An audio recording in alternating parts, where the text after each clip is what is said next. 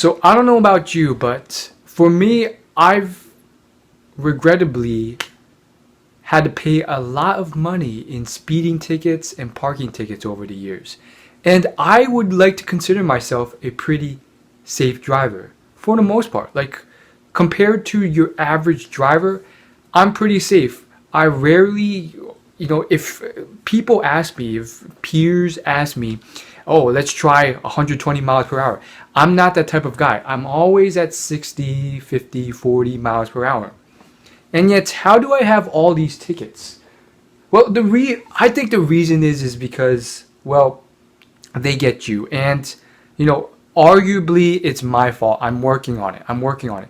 But they get you. And what do I mean by that? I'm telling you, if you are 1 minute late, 1 minute, or even 20 seconds late to paying your parking meter, they're on you like that. Like, I don't know what it is.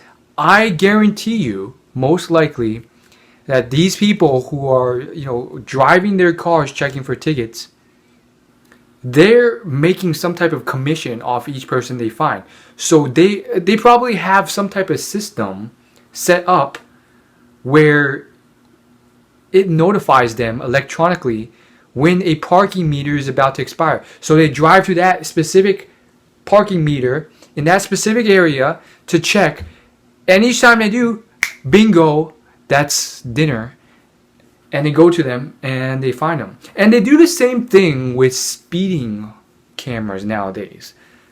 Nowadays, if you're if you're 6 miles over again, it varies depending on where you live, but they have literally lowered the requirement to something ridiculous. Okay, maybe I'm exaggerating. I think it's 10 miles, but I can't tell you how many times I've literally driven only 10 miles above. Literally, the speeding ticket will literally say, you were driving at 50 miles per hour in a 40 mile per hour zone. And I'm just like, are you kidding me?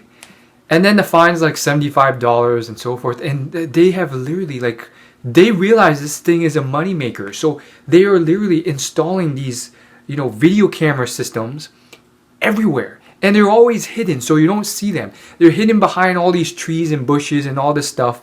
And you don't see these things. And they're huge moneymakers.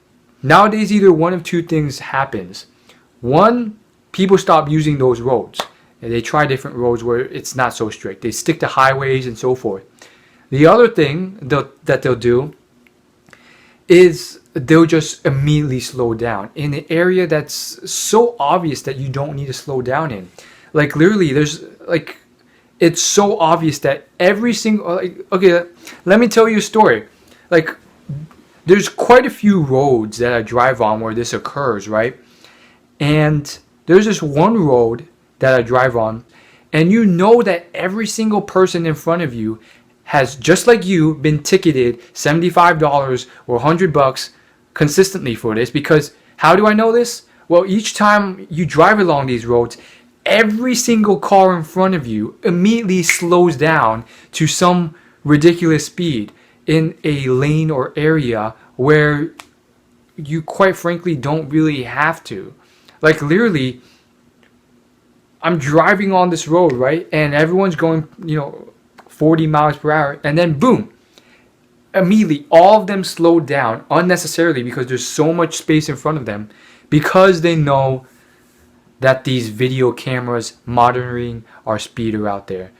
So yeah, that's all I gotta say about that. Let me know if you've had similar experiences in the comments. You can complain, you can whine all you want, but other times you just gotta work on it. And I'm personally trying to just work on it.